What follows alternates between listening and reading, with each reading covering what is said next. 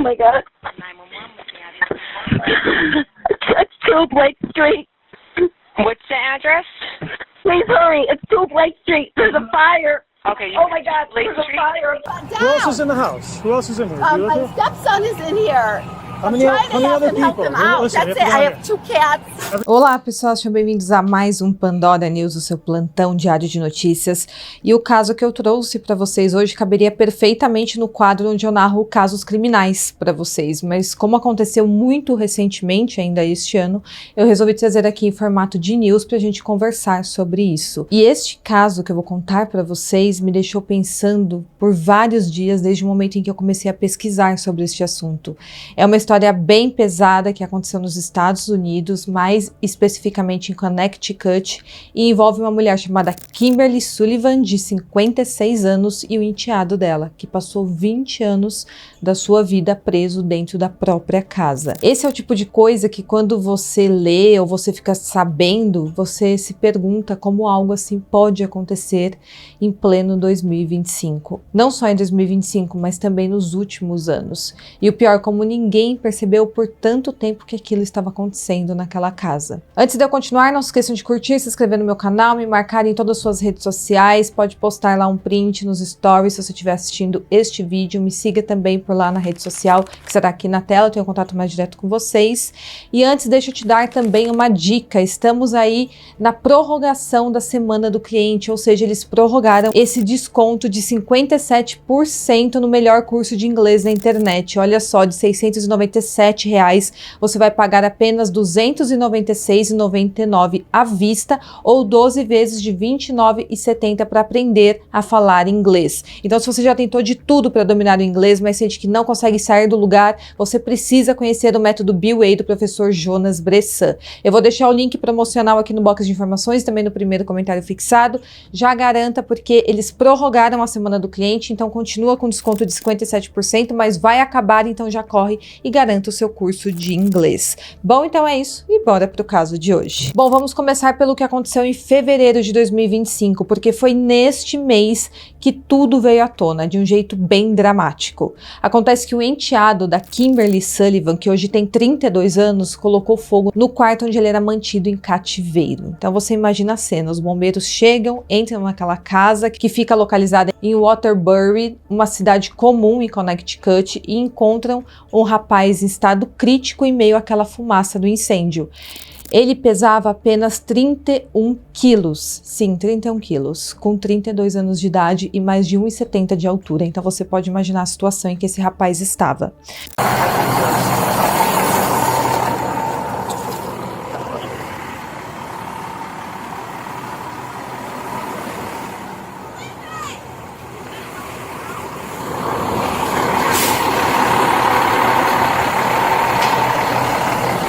Over here, go down the road.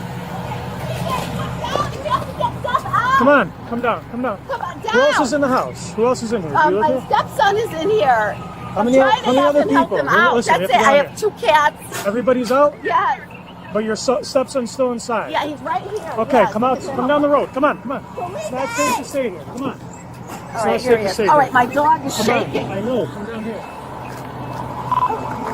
That's 287 code 33 victim. Fire victim. Okay. Come on. My 80 dog seconds is. right here. I Come know on. my dog. I know. Come on. I'm coming. You're seeing it. Got one victim right here.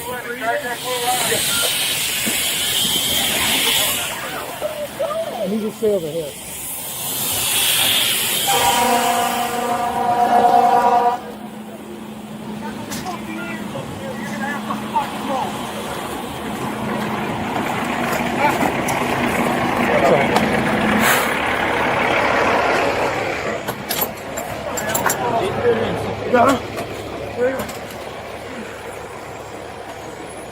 Tudo aconteceu no dia 17 de janeiro, por volta das 8h42 da noite, quando bombeiros foram chamados para apagar um incêndio em uma casa na Black Street. 911. It's 2 Blake Street. What's the address? Please hurry. It's 2 Blake Street. There's a fire. Okay. Oh my God. Blake There's a Street? fire. I'm trying to. Ma'am, what's 2 on Blake fire? Street. The TV. I don't know. My son, stepson is in his room, and I don't know, he did something with the TV. I was sleeping. I fell Did you asleep. see flames or smoke? Yes, come on, Steph, come on. Okay, can you get Yes, we everyone need out? an ambulance, please. Okay, Please, we need an ambulance. ma'am, all right, you said something's on fire and now you need an ambulance. What's going on there? Yes, his room, the TV in his room. Did he get injured? Is he on fire?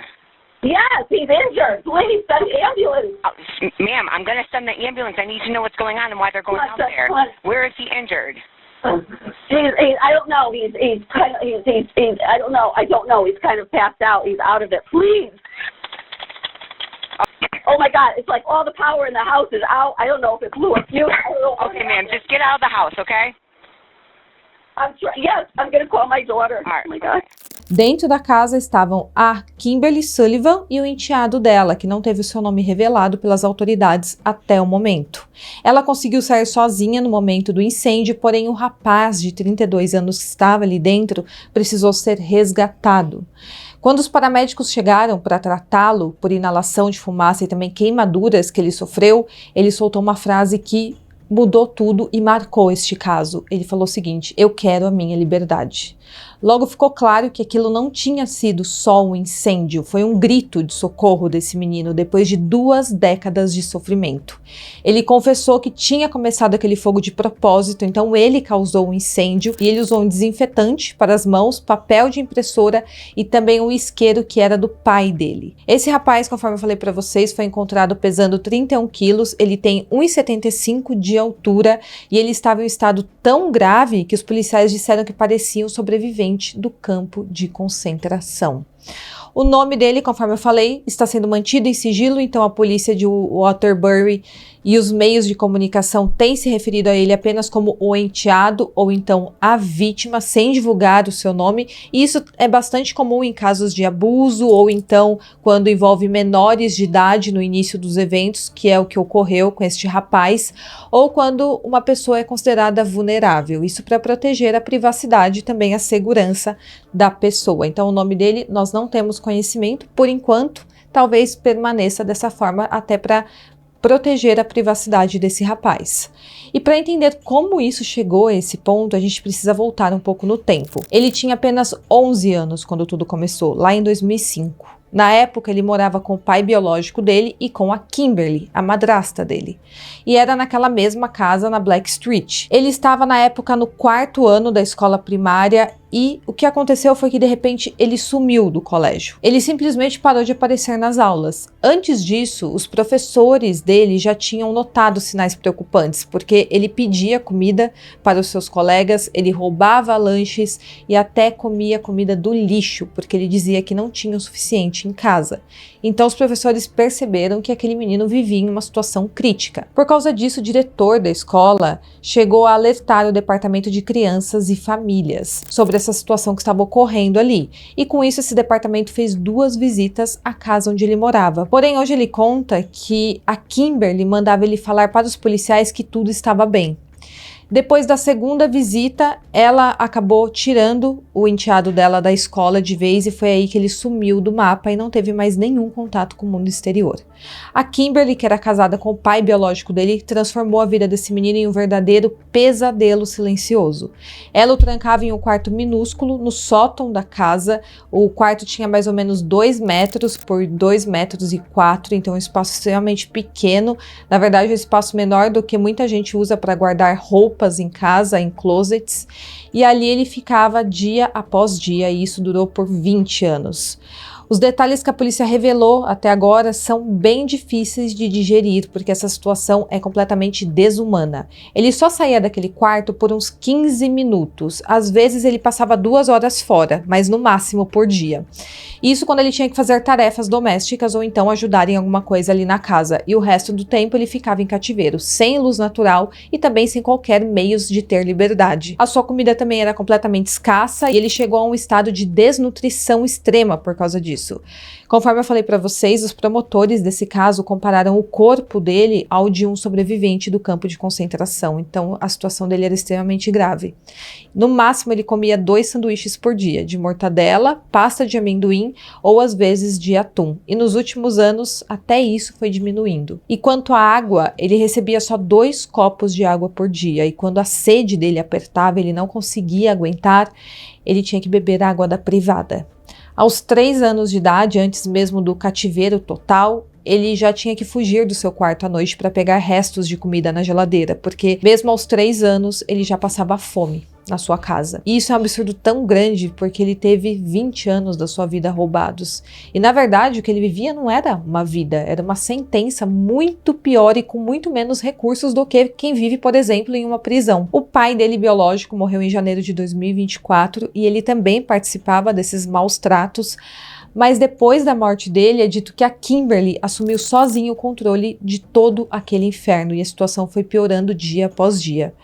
E aquele incêndio que ocorreu em fevereiro deste ano foi a única forma de ele se libertar do seu cativeiro. Claro que ele sabia que ele poderia morrer provocando aquele incêndio, mas também ele sabia que naquela altura era a sua única saída. Quando os bombeiros chegaram na casa, eles encontraram um jovem sujo, de cabelo embaraçado, dentes extremamente danificados e todas essas marcas de uma vida de completo sofrimento. O chefe da polícia local disse que em 33 anos de carreira ele nunca viu um caso tão desumano.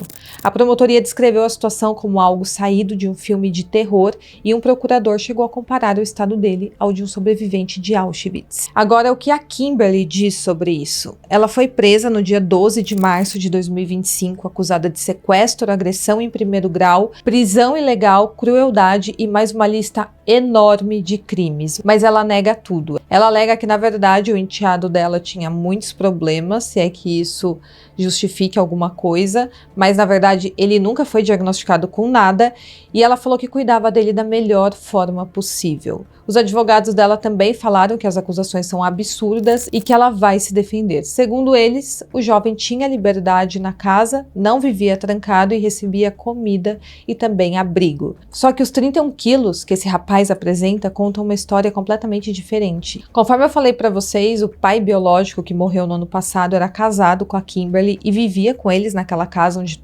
tudo aconteceu, então ele sabia exatamente o que estava acontecendo com o seu filho.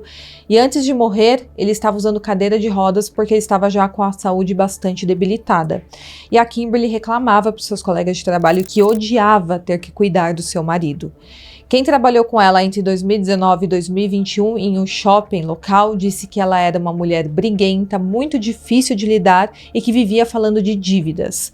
Um ex-colega dela deu uma entrevista e falou que viu ela há um mês e disse que ninguém que a conheceu ficou surpreso com essas notícias, mas ninguém imaginava que ela fosse capaz de algo tão sombrio dessa forma. Quanto à família biológica, a mãe desse rapaz perdeu a custódia dele quando ele tinha 6 meses de idade. E ela diz que passou 30 anos tentando achar o seu filho, mas que o pai biológico e a Kimberly bloqueavam todo acesso a ele. Ela se identificou para o New York Times como Tracy e disse o seguinte, abre aspas, há 32 anos eu dei a custódia para o meu ex-marido achando que seria melhor para o meu filho. Foi a decisão mais dolorosa da minha vida e eu me arrependo até hoje, fecha aspas.